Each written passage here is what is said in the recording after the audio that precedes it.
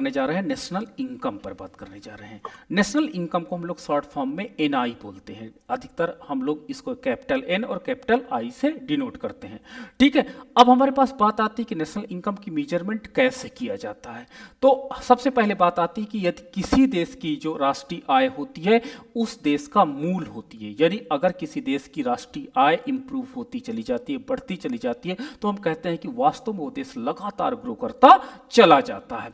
ठीक है, अगर हम सिंपल भाषा में समझ लें तो कोई हमें उत्पादन मिलता है, मान लीजिए कोई इकोनॉमिक एक्टिविटी करते और उसमें से लागत को हम घटाते, तो लागतों को घटाने के बाद जो आय प्राप्त होती है यही आय हमारी नेशनल इनकम कहलाती है। ठीक है, तो चलिए आगे देखते हैं।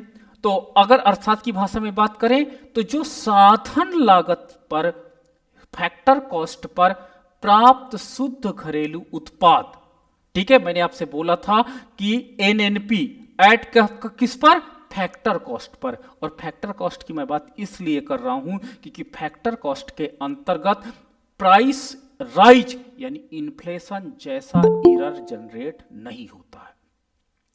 प्राइस राइज अगर हो जाएगा तो नेशनल इनकम ऑटोमेटिक हमको बढ़ती हुई दिखाई पड़ेगी। अगर प्राइस राइज क्या हो जाए, ना हो, तो हमारे पास नेशनल इनकम डिक्लाइन होती दिखाई पड़ेगी।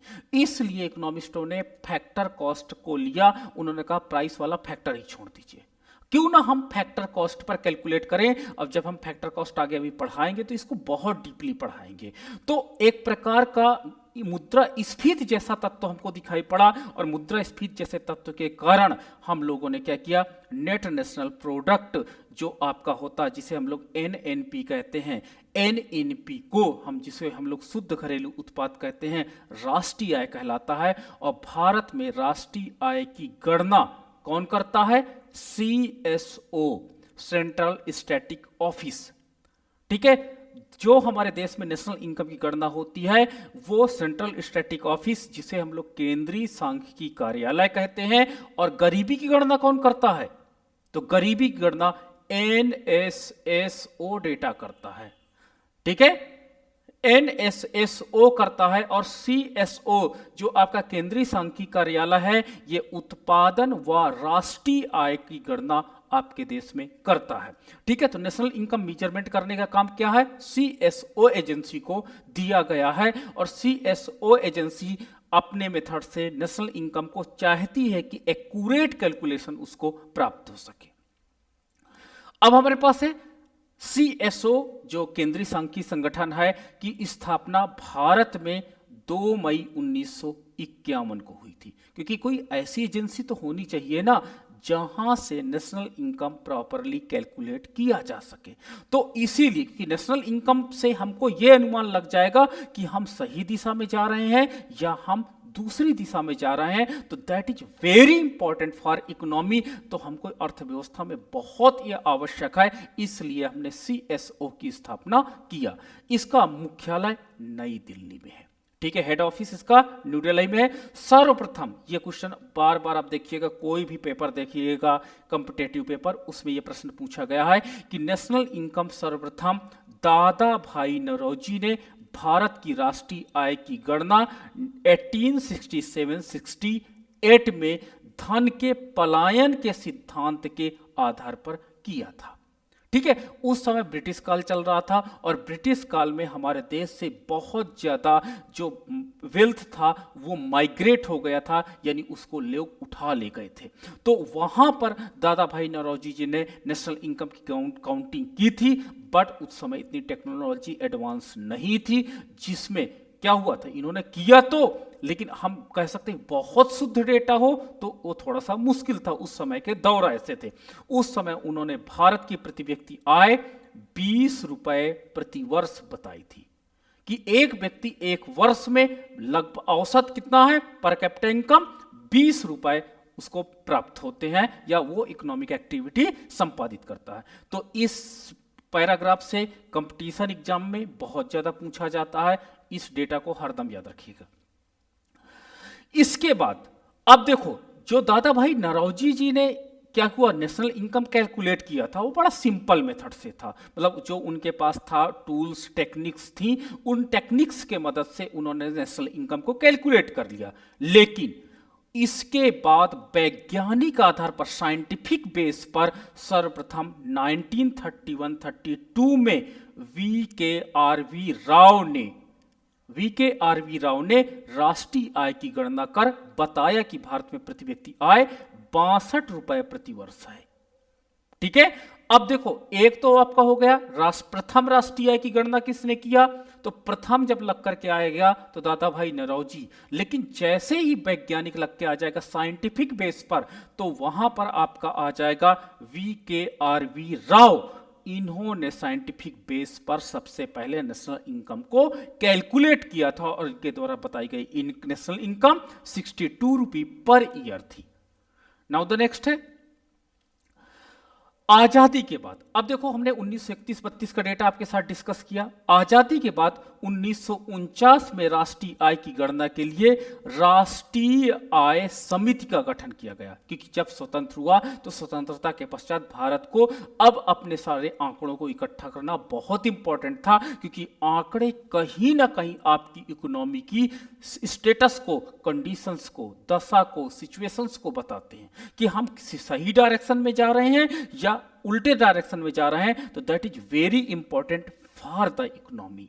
ठीक है, इसलिए हमारे इकोनॉमी में राष्ट्रीय आय समिति का गठन किया गया।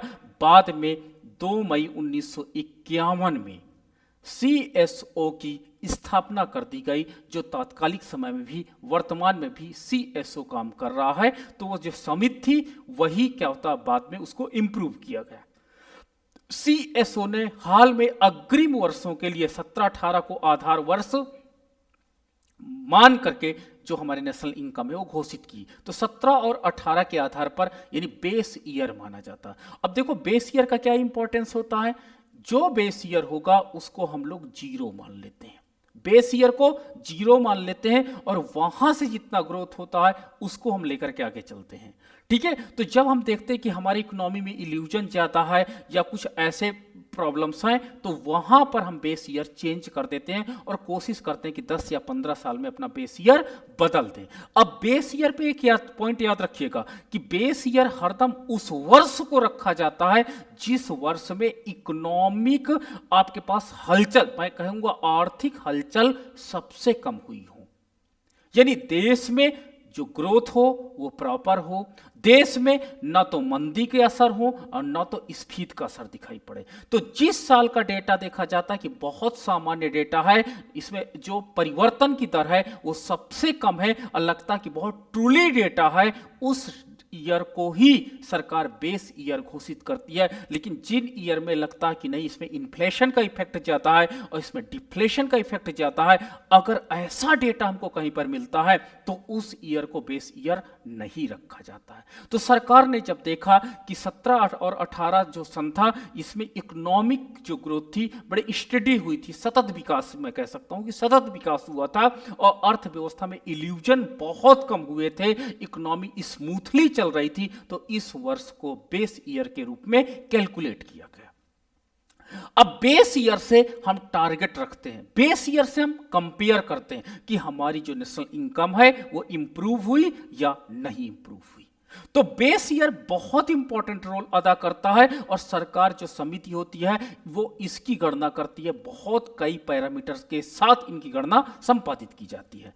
ठीक है, तो हम राष्ट्रीय आय को समझने के लिए सबसे पहले जीडीपी को आपको समझ में आना चाहिए। अगर आपको ये जीडीपी का कॉन्सेप्ट नहीं समझ में आएगा, कभी भी नेशनल इनकम नहीं समझ सकते हो। और जीडीपी का आपका कॉन्सेप्ट समझने के लिए मैंने बताया था कि एक फाइनेंशियल ईयर में उत्पादित समस्त अंतिम वस्तुएं, जिसे आप लोग ओ कहते हो, जिन्हें आप भौतिक रूप से देख सकते हो, टच कर सकते हो, वो वस्तुएं कहलाती हैं, गुड्स कहलाते हैं।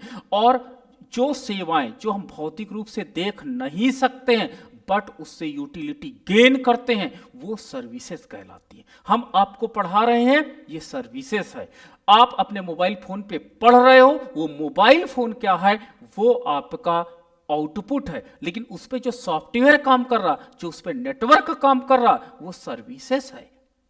तो एक वित्तीय वर्ष में जितना आपका आउटपुट हुआ है उसको उस वर्ष के प्राइस से मल्टीप्लाई कर दीजिए, और जितनी सर्विसेज हुई हैं उसको उस वर्ष के प्राइस से मल्टीप्लाई करके जोड़ दीजिए, आपको उस वर्ष का जीडीपी प्राप्त हो जाएगा। Gross domestic product at the market price आपको प्राप्त हो जाएगा। तो नेशनल इनकम की काउंटिंग के लिए सबसे इंपॉर्टेंट कॉन्सेप्ट है जीडीपी, और जीडीपी का कॉन्सेप्ट आपको एक देश की भौतिक सीमा के अंतर्गत उत्पादित समस्त अंतिम वस्तु, मैंने बोला था फाइनल गुड्स की डिफिनीशन, अंतिम वस्तु वो होती है जो उपभोग क्रिया के लिए फाइनली आती है। अगर वो उत्पादन क्रिया का भाग बनती है तो उसको हम कभी भी अंतिम वस्तु की संज्ञा नहीं देते हैं। तो अंतिम वस्तु के डिफिनीशन को आपको क्लियरली याद रखना होगा कि एक देश की भौतिक सीमा, अब भौतिक सीमा मैंने बताया था कि बाउंड्रीज ऑफ आवर कंट्री, और हमारे देश की जो बाउंड्री है, तीन तरफ से समुद्र है तो समुद्र हमारी बाउंड्रीज हो जाती है। फिर जो हमारे पास लाइन है, एलओसी लाइन ऑफ कंट्रोल है, ठीक है, या जो हमारे पास डिवाइड लाइन है, उन डिवाइड लाइन के बीच में जो हम लोग इकोनॉमिक एक्टिविटी संपादित करते हैं, जितनी वस्तुएं तथा सेवाओं का उत्पादन करते हैं, उनको बाजार मूल्य से जोड़ने के बाद जो कुछ हमें प्राप्त होता है उसे हम लोग जीडीपी कहते हैं। बट याद रहे, इन्वेंटरी स्टॉक को आप अगले साल की जीडीपी पे नहीं जोड़ोगे। अब ये इन्वेंटरी स्टॉक क्या है? सपोज दैट मैंने बोला कि 1 अप्रैल से लेकर के 31 मार्च के मध्य जितनी वस्तुएं उत्पादित हुई हैं उनको उस वर्ष में रखोगे, लेकिन मान के चलिए कि अगर 31 मार्च को आपको कोई स्टॉक बच गया, सपोज दैट आप शर्ट बना रहे हो, आपने कपड़े खरीदे और कपड़े खरीदने के बाद 35 शर्ट का कपड़ा खरीदा और 31 मार्च तक आपने 20 शर्ट ही बनाया, तो आपके पास जो कपड़ा बचा वो इन्वेंटरी स्टॉक होगा। कौन सा stock? Inventory stock. Inventory stock पिछले साल ही जोड़ा जाएगा, ना कि अगले साल आप जोड़ोगे। अगर उसमें वैल्यू एड आप कर रहे हो तो वो अगले साल में जोड़ा जा सकता है। ठीक है, मान लो गेहूं आपने 17-18 में गेहूं बनाया, ठीक है, 31 मार्च तक आपका गेहूं नहीं बिक पाया, तो जितना बचा वो इन्वेंटरी स्टॉक है। लेकिन अगर आपने अप्रैल में उसमें आटा पिसाया और उससे ब्रेड पकौड़ा बनाया तो वो अगले साल की नेशनल इनकम में जुड़ेगा। तो याद रखिएगा, इन्वेंटरी स्टॉक का मतलब हुआ जो अवशेष है आपके पास। अवशेष में अगर आप मूल्य ऐड नहीं कर रहे हो, वैल्यू एडेड नहीं कर रहे हो, तो उसको पिछले साल जोड़ा जाएगा, और अगर वैल्यू एडेड कर रहे हो तो वो अगले साल जुड़ेगा। ठीक है, मैंने बोला ना कि अगर शर्ट आपकी बन गई है और बनने के बाद 30-35 शर्ट है, 35 में 20 बिक गई है, 30 और 15 बची हुई है, तो वो इन्वेंटरी स्टॉक कहलाएगा। तो इन्वेंटरी स्टॉक यानी जो शेष आपके पास बचा रहता उस फाइनेंशियल ईयर में, उसको आप अगले साल काउंट करने की बात करते हो। ठीक है, तो इन्वेंटरी स्टॉक का भी कॉन्सेप्ट आपको बहुत क्लियर होना चाहिए। तो इस तरह हमने देखा कि जीडीपी आपके देश का आउटपुट, उसका बाजार मूल्य, सर्विसेज उसके बाजार मूल्य, दोनों को मल्टीप्लिकेशन के बाद जोड़ देते हैं तो हमें जीडीपी मार्केट प्राइस में प्राप्त हो जाती है। ठीक है, यही चीज हमने डिफिनीशन में यहां लिखा कि किसी देश में एक वित्तीय वर्ष में उस देश की सीमा के अंतर्गत, ये डिफिनीशन बहुत इंपॉर्टेंट है, याद रखिएगा, उत्पादित वस्तुओं और सेवाओं, कौन सी वस्तुएं? अंतिम उत्पाद, फाइनल गुड्सों, फिनिश्ड गुड्सों का कुल मौद्रिक मूल्य उस देश का सकल घरेलू उत्पाद कहलाता है। जीडीपी किसी देश के विकास का सूचक है। अगर हम कहते हैं कि जीडीपी हमारे देश की बढ़ रही है तो हमको खुश होने की जरूरत है। क्यों? क्योंकि जीडीपी बहुत अच्छा फैक्टर माना जाता है। जैसे आपके नंबर होते हैं, अगर आपके अंक बढ़ते हैं तो आप खुश हो जाते हो। ठीक है, कि मेरा परफॉर्मेंस अच्छा है, मैं उन बातों को नहीं ऐड कर रहा हूं कि आपने नकल करके प्राप्त किया है, या आपने तुक्का लगा दिया, या आपने इंपॉर्टेंट गेस कर दिया।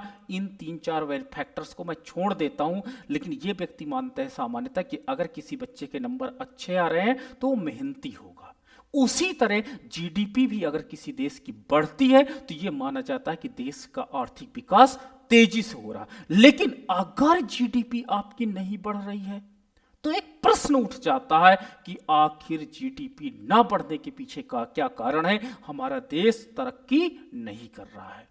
तो देश की तरक्की का एक प्रकार का ये मेजरमेंट स्केल कहेंगे, क्या? जीडीपी कहलाता है। मैंने क्या बोला? बायसनेस हटा दो कि प्राइस के कारण जीडीपी बढ़ा कि वस्तुओं के उत्पादन के कारण जीडीपी बढ़ा, ये इंपॉर्टेंट हो जाता है। अगर प्राइस के कारण जीडीपी बढ़ा तो हम कहेंगे एक प्रकार का इल्यूजन जनरेट हुआ है, जीडीपी केवल बढ़ने का बहाना दिखा रहा है, एक्चुअल में जीडीपी नहीं बढ़ रहा है। लेकिन अगर इकोनॉमी में आउटपुट एंड सर्विसेज बढ़ रही है तो निश्चित रूप से आपकी देश की तरक्की हो रही है, इंप्लॉयमेंट जनरेट हो रहा है एंड इनकम, याद रखना इंप्लॉयमेंट एंड इनकम दोनों जनरेट हो रहे हैं।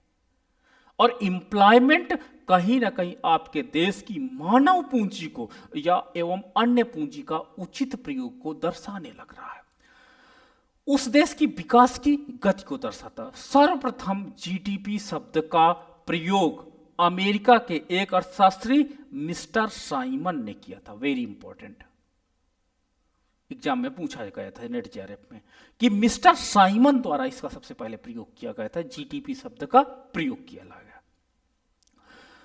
1935 से 44 तक अमेरिका व कुछ देशों में इसको मान्यता मिली। 1900 देखो ये मान्यता कि जीडीपी के नाम से जाना जाएगा, तो 1935 से लेकर 44 तक सारे कंट्री ने, मतलब सारे कंट्री क्या, कुछ कंट्री और अमेरिका ने इस डिफिनीशन को एक्सेप्ट कर लिया कि हमारे देश में जो उत्पादन होता है हम उसको जीडीपी बोलेंगे, ठीक है। लेकिन 1945 में विश्व बैंक की स्थापना के बाद अंतरराष्ट्रीय मुद्रा कोष संस्थान, जिसे हम लोग IMF कहते हैं, इंटरनेशनल मॉनेटरी फंड कहते हैं, वो प्रभाव में आया और उसने जीडीपी को मान्यता दे दी, ठीक है। जीडीपी को मान्यता दे दिया, यानी एक इंटरनेशनल एजेंसी ने उस थ्योरेटिकल वर्ड्स को उठा लिया। याद रखना, एक आपकी हिंदी क्या बोलती है, एक आपके शब्द होते हैं और एक डिफाइंड वर्ड होते हैं। डिफाइन का मतलब होता है जीडीपी को डिफाइन कर दिया गया, ठीक है। जीडीपी को डिफाइन कर दिया गया तो उसी प्रकार से डिफाइन वर्ड्स बन गया, ठीक है। आगे, जिसके बाद लगभग पूरे विश्व सभी देशों ने इसे अपना लिया कि अगर उनके देश की जीडीपी, यानी जीडीपी एक प्रकार का यूनिवर्सल कॉन्सेप्ट बन गया और सभी देश के लोगों ने इसकी अवधारणा को स्वीकार किया और इस अवधारणा के अनुसार अपने डेटा को प्रेजेंट करने लगे। किसी भी देश की जीडीपी की गणना करना के प्रमुख 3 घटक होते हैं। 3 घटकों के आधार पर, 3 फैक्टर्स के आधार पर हम वहां के जीडीपी को कैलकुलेट करते हैं। पहला आपका है प्राथमिक घटक, जिसे हम लोग क्या कहते हैं, प्राइमरी एरिया कहते हैं, प्राइमरी आपका क्षेत्र कहते हैं, ठीक है। प्राथमिक क्षेत्र के नाम से जाना जाता है। इसके अंतर्गत कृषि, पशुपालन, खनन, वानिकी आदि आते हैं। इसकी भारत में जीडीपी का लगभग 17 से 18% हिस्सेदारी वर्तमान में है। वर्तमान का मतलब ये मत समझ लेना आज की डेट में, ये डेटा चेंज होता रहता है। इस समय 20, 21, 22% भी हो सकता है, घट करके 13, 14% भी हो सकता है, बट ये उस समय 17, 18 का ये डेटा के बेस पे मैं बता रहा हूँ कि हमारे देश में पहले इसका जो मान था 70, 75 था, इस समय घट करके एग्रीकल्चर सेक्टर का मान काफी डिक्लाइन हुआ है। तो प्राथमिक क्षेत्र वो क्षेत्र होता है जो प्रकृति से हमको आती है, ये पॉइंट याद रखना, प्रकृति से हमारे पास आती है। मानव पूंजी का प्रयोग या मानव बुद्धि का उसमें प्रयोग बहुत कम होता है। जैसे मछली तालाब से पकड़ के लाई गई, अब बहुत खींच के आप उसको पैकिंग मछली की कर सकते हो, ठीक है, बट उसमें बहुत ज्यादा मॉडिफिकेशन नहीं होते। तो ऐसी कमोडिटी जो प्रकृति से डायरेक्ट आती है, उन क्षेत्रों को हम लोग प्राथमिक क्षेत्र के अंतर्गत रखते हैं। जैसे आम है, आम को क्या करते हो, अब मैंने देखा एप्पल, एक दिन बाजार में देख रहा था तो एप्पल में स्टिकर लगे थे। मैं सोच रहा था ये स्टिकर वाला एप्पल भी होता है क्या पेड़ों में, बाद में पता चला नहीं, ये तो मानव ने लगाया है इसको ब्रांड दिखाने के लिए। तो एप्पल में आप चेंजेस नहीं कर सकते हो। तो एप्पल एज इट इज आ गया। तो जब मानव पूंजी का प्रयोग कम किया जाता है उस क्षेत्र में, तो वो क्षेत्र आपका प्राथमिक क्षेत्र कहलाता है। जैसे गेहूं एज इट इज आ जाए तो आपका क्या कहलाएगा? प्राथमिक क्षेत्र कहलाएगा, क्योंकि गेहूं में बहुत मॉडिफिकेशन नहीं कर सकते, बहुत खींच के आप पॉलिश कर सकते हो, धुल सकते हो, बट गेहूं तो गेहूं हुआ। तो ये प्राथमिक क्षेत्र। अब हमारे पास बात आती है दूसरी, द्वितीयक घटक क्या है, द्वितीयक क्षेत्र क्या है? इसके अंतर्गत विनिर्माण क्षेत्र को लिया जाता है, जिसमें उद्योग आदि आते हैं। इसकी भारत की जीडीपी में लगभग 29-30% की हिस्सेदारी है। अब याद रखना, मैन्युफैक्चर सेक्टर कहते हैं, इसमें मानव बुद्धि का प्रयोग 50% से ज्यादा कर दिया जाता है। यानी द्वितीय क्षेत्र की वस्तुओं में जो उसका संरचना होती है, उस संरचना में बिगाड़ कर दिया जाता है, उस संरचना में रिमॉडिफिकेशन कर दिया जाता है मोर देन 50%। ठीक है, एग्रीकल्चर सेक्टर की कमोडिटी में लेस देन 50% होता है। इसमें आप वस्तु पहचानना मुश्किल हो जाता है, अरे ये वही है क्या?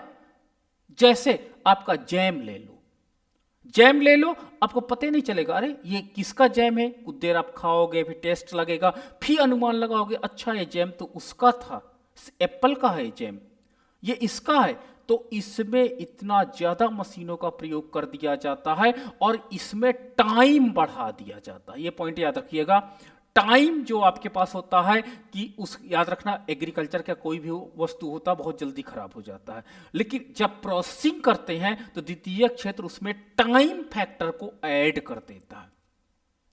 ठीक है, टमाटर है, टमाटर हमने खरीदा तो उसकी खरीदारी को कहां जोड़ेंगे? प्राइमरी सेक्टर में। लेकिन उसी टमाटर को हमने क्या किया, हमने बना दिया टोमेटो आपका टोमेटो का बना दिया कुछ, तो वो जो आपका बन गया वो मैन्युफैक्चर्ड में जुड़ेगा। टमाटर 3 दिन में खराब हो जाएगा, लेकिन वो जो जैम बन जाता है, तो वो जो सॉस बन जाता है, वो सॉस हो सकता है कि आप 6 महीने चला सकते हो। तो इसमें द्वितीय क्षेत्र वो होता है जो प्रोसेस कर देता है, और इतना ज्यादा प्रोसेस कर देता है कि उसका रूप आप मतलब वो प्रकृति से कितना जुड़ा हुआ वो सब बिखर जाता है। मैंने बोला ना 50% से ज्यादा उस प्रकार जो प्राकृतिक चीज होती है उसका आकार परिवर्तित हो जाता है। गेहूं है, गेहूं को ला करके बिस्किट में कन्वर्ट कर देना, तो गेहूं जो बाजार में बिकता है वो प्राथमिक क्षेत्र में कहलाता है। लेकिन बिस्किट, अब बिस्किट की क्या क्वालिटी हो गई? पहला तो उसका रूप चेंज हो गया, अब आप बता नहीं सकते हो कि ये बिस्किट चावल के आटे से बना है कि गेहूं के आटे से बना है कि आपके पास कहते हैं कि आपके मोटे दाने के अनाज के आटे से बना है। You can't define that. ठीक है, आप नहीं पहचान सकते हो। कुछ लोग तो बता ही नहीं पाते अच्छे किससे मक्के से बना है, किससे बना है। तो उसका रूप बदल देना प्लस उसमें टाइम बढ़ा देना, वो कहलाता है द्वितीय क्षेत्र। तो अब आप समझ गए होंगे कि इस समय द्वितीय क्षेत्र का बहुत इंपॉर्टेंट है। मैं बताऊं, भारत की भूखमरी खत्म करने में द्वितीय क्षेत्र ने बहुत बड़ा योगदान दिया। जब भारत गांव का देश हुआ करता था मैं कहूंगा, लोगों के पास अनाज खूब होते थे, लेकिन लैक ऑफ स्टोरिंग, उनके पास नॉलेज नहीं था कि स्टोर कैसे करें। वो अपने केवल खाने के लिए अच्छा से स्टोर कर लेते थे नीम की पत्ती डाल करके, बट इतनी टेक्नोलॉजी हमारी क्या होती, अपग्रेड नहीं थी। जैसे आप टमाटर देखे होंगे कि टमाटर आप किसी भी सीजन में लेने जाओ, टमाटर आपको अवेलेबल रहेगा बाजार में, लेकिन उस समय हमारे पास इतनी अच्छी सुविधाएं नहीं थी। तो आज भारत में हर चीजें प्रिजर्व करके रख दी जाती हैं, और ये देश की भूखमरी खत्म करने में बहुत भूमिका निभाता है। तो द्वितीय क्षेत्र का बहुत इंपॉर्टेंट रोल हो गया। अब आता है तीसरा, तृतीय क्षेत्र, जिसको हम तृतीय क्षेत्र को क्या कहेंगे? सेवा का क्षेत्र। सेवा, इसको मैं इंडिविजुअल सेक्टर भी कहता हूं। इंडिविजुअल, जो दिखाई नहीं पड़ता है, ऐसा क्षेत्र। तो इसका प्रयोग क्या होता है? इसका मैं बताऊं, डायरेक्ट कोई प्रयोग नहीं है। तृतीय क्षेत्र का ह्यूमन लाइफ में डायरेक्ट प्रयोग नहीं है, बल्कि इन दोनों क्षेत्रों के बीच की इकोनॉमिक एक्टिविटी की स्पीड को बढ़ा देता है। फिर से मैं बोल रहा हूं, सुनिएगा। तृतीय क्षेत्र का खुद में कोई वजूद नहीं है, लेकिन तृतीय क्षेत्र प्राथमिक क्षेत्र और द्वितीय क्षेत्र के बीच की आर्थिक संक्रिया को फास्ट कर देता है। कैसे? देख लो। मान लो एक व्यक्ति है, उसकी एक पार्ले जी की फैक्ट्री है, वो क्या करता है, पार्ले-जी यहाँ बनाता है। अब यहाँ से गेहूं आता है, उस गेहूं को आने के बाद यहाँ पे पार्ले-जी बिस्किट बनता है। इस पार्ले-जी बिस्किट को फिर हम क्या करते हैं, मार्केट में उतार देते हैं। अब ये इकोनॉमिक एक्टिविटी है। अब आ गया तृतीयक क्षेत्र। तृतीयक क्षेत्र ने कहा कि हम बैंक की सुविधाएं आपको देंगे, हम आपको मोबाइल फोन की सुविधाएं देंगे, हम आपको क्या कहते हैं, ये सारी चीजें उन्होंने कहा। बैंक ने कहा आप बड़े प्लांट लगा लो, पार्ले-जी ने 2-3 प्लांट और लगा दिए, तो लोग बैंकों ने सुविधा बढ़ा दिया। फिर कम्युनिकेशन ने क्या किया, किसानों को फोन कर दिया कि इतने क्विंटल अनाज भेज दो, और अपने अनाज को आप ट्रैक कर लो कहाँ है, हमारा अनाज कहाँ पहुंचा। पेमेंट, डिजिटल लिटरेसी यानी डिजिटल पेमेंट की सुविधा को बढ़ा दिया। पहले लोग क्या करते थे पेमेंट करने में, आप देखिएगा पुराने जमाने के लोग फिल्मों को देखना कि कैश लेकर के मालिक जाया करता था टैची में रख करके, ठीक है। अब सोचो मालिक एक जगह पर पेमेंट करने गया, फिर दूसरी कंपनी पेमेंट करने गया, कितना टाइम लग जाता रहा होगा। आज डिजिटल युग है, एक साथ हम सबको पेमेंट कर सकते हैं एंड ऑफिस का काम भी हम निपटा सकते हैं। तो ये डिजिटल एज है आज हमारा। डिजिटल एज ने इकोनॉमिक एक्टिविटी को तेज कर दिया। तो सेवा क्षेत्र का वैसे डायरेक्ट कोई इंपॉर्टेंस नहीं है। मोबाइल फोन आपको कभी कभी लगता है हमें बर्बाद करता है, लेकिन वो कहीं ना कहीं आपकी इकोनॉमिक एक्टिविटी को इंप्रूव भी कर रहा है। आज बैठ के आप क्लास ले रहे हो, ये सेवा क्षेत्र का काम है। तो उसमें कभी कभी आपको लगता होगा अरे हमने 250 का प्लान लिया, मेरा 250 का प्लान सफल हो गया, चलो एक क्लास मैंने ले लिया, मेरे ज्ञान में वृद्धि हो गई, ठीक है। उस मोबाइल फोन से अपने घर में आपने बात कर लिया, सकुशल आपने देखा कि घर वाले हैं, आपके मन को बड़ा सुकून मिला, आपको डर एक खत्म हो गया कि मेरे फैमिली सेफ है, एक प्रकार का आत्मविश्वास बढ़ा और वर्किंग इफिशियंसी आपकी बढ़ गई। आपको पेमेंट की प्रॉब्लम के लिए, हमारे जमाने में क्या होता था, हम लोग संदेशा भेजा करते थे कि कह देना घर से कितने पैसे कम हो गए हैं, ठीक है। अब आपको क्या है, कोई प्रॉब्लम होती है घर से पेमेंट आ जाती है, घर को पेमेंट आप पहुंचा देते हो। आपको कोई शॉपिंग करनी है, आपको सामान लेने नहीं जाना, आपको ऑनलाइन मॉल से आप चीजों को खरीद सकते हो। तो कहीं ना कहीं इकोनॉमिक एक्टिविटी को आपने मोबाइल फोन के साथ जोड़ दिया। जब तक स्मार्टफोन नहीं हुआ करता था, मैं यही सोचा करता था कि एक गांव का नॉर्मल लड़का जो मोबाइल फोन लेता था, what is the use of the mobile phone, उनके लिए क्या यूज है। बट इस समय सबके साथ इकोनॉमिक एक्टिविटी को उसने जोड़ दिया है। तो ये तृतीय क्षेत्र है। अब आपको मजबूरी बन गई, क्योंकि इससे कहीं ना कहीं आपको 250 रुपए से ज्यादा बेनिफिट हो रहा, इसलिए आप इसका रिचार्ज करा रहे हो। तो इस प्रकार हमको अर्थव्यवस्था को, तीनों क्षेत्रों को प्रॉपरली डिफाइंड करना होगा, तभी हम नेशनल इनकम को कैलकुलेट कर सकते हैं। अगर हम तीनों क्षेत्रों को प्रॉपर डिफाइन नहीं करेंगे तो हमको नेशनल इनकम काउंट करने में बहुत परेशानी आएगी। अब आपका जो प्राथमिक क्षेत्र तथा द्वितीय क्षेत्र है, यहां से हमको आउटपुट मिलता है। That is very important for the calculating the GDP. GDP को कैलकुलेट करने के लिए बहुत इंपॉर्टेंट फैक्टर हो जाता है वो। और तृतीय क्षेत्र हमको एस सर्विसेज को बताता है, सेवाओं को बताता है। और अब इसको हमने प्राइस से यहां मल्टीप्लाई किया और इसके प्राइस से यहां मल्टीप्लाई किया, यानी प्राथमिक क्षेत्र द्वितीय क्षेत्रों को आउटपुट द्वारा हमने मेजरमेंट कर लिया और प्राइस से मल्टीप्लाई कर दिया, और तृतीय क्षेत्र को हमने सर्विस को काउंट कर लिया, और दोनों को ऐड करने के बाद मुझे जीडीपी प्राप्त हो गया। तो हमको ने क्या किया, नेशनल इनकम को काउंटिंग करने के लिए सबसे पहले हमने पूरी अर्थव्यवस्था को 3 क्राइटेरिया में डिवाइड किया, उनके नेचर के अकॉर्डिंग, कि अर्थव्यवस्था में जो 3 ही प्रकार की अर्थव्यवस्था का क्लासिफिकेशन हो सकता, इससे ज्यादा अर्थव्यवस्था का क्लासिफिकेशन करना पॉसिबल नहीं है। और इसको कॉन्सेप्चुअली किया गया कि प्राथमिक क्षेत्र वो क्षेत्र होता है जिसमें मानव का इंटरफेयर बहुत कम होता। प्राथमिक क्षेत्र में मछली में क्या करोगे, मछली का क्या डिजाइन आप बदल दोगे, नहीं ये वाली कलर की मछली नहीं करेंगे, इस कलर की मछली चाहिए, नहीं, वो नेचर की चीजें होती हैं, उसको आप मॉडिफिकेशन नहीं कर सकते। गेहूं, ठीक है, भारत में येलो गेहूं होता है, अमेरिका में रेड कलर का गेहूं खाया जाता है।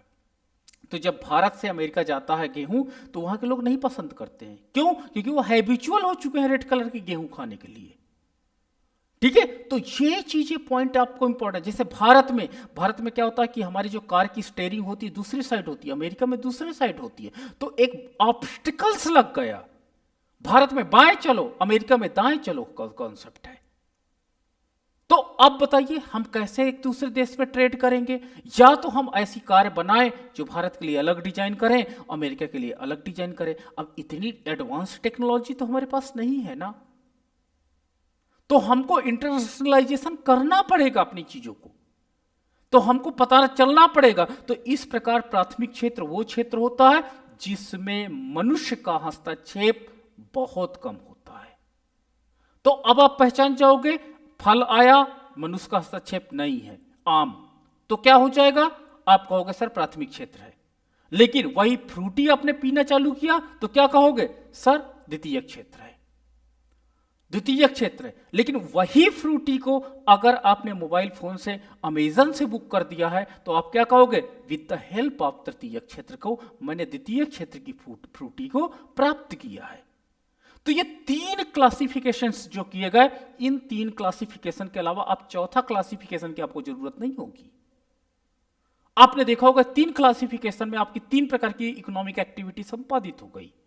तो इकोनॉमिस्टों ने कहा कि अगर ये 3 प्रकार का क्लासिफिकेशन में हम वस्तुओं को डिवाइड कर देते हैं तो हमको लगता है कि नेशनल इनकम को काउंट किया जा सकता, और सारे अर्थशास्त्रियों ने इस बात पर सहमति भी जताई कि अगर ये 3 क्लासिफिकेशंस को समझ लिया जाए कि जिसमें क्या होता है, प्रकृति का भाग ज्यादा हो, the part of the nature ज्यादा हो, तो उसे हम प्राथमिक क्षेत्र में रखें। द्वितीय क्षेत्र वो क्षेत्र होगा जहां पर प्रकृति का जो भाग है उसमें काफी ज्यादा मॉडिफिकेशंस हो जाए, ठीक, काफी ज्यादा मॉडिफिकेशंस हो जाए तो वो द्वितीय क्षेत्र है। जैसे आपका कागज, जब मैं पहली बार सुना कि कागज पेड़ों से बनता तो मैं एक दिन कागज को देख रहा था, इसमें पेड़ तो कहीं दिखाई ही नहीं पड़ रहा, इतना ज्यादा मॉडिफिकेशन हो गया है, यू कांट बिलीव दैट। आपको पता ही नहीं चलता कि अच्छा ये कागज का बना है, ये पेड़ से बना है, ये बांस से बना है।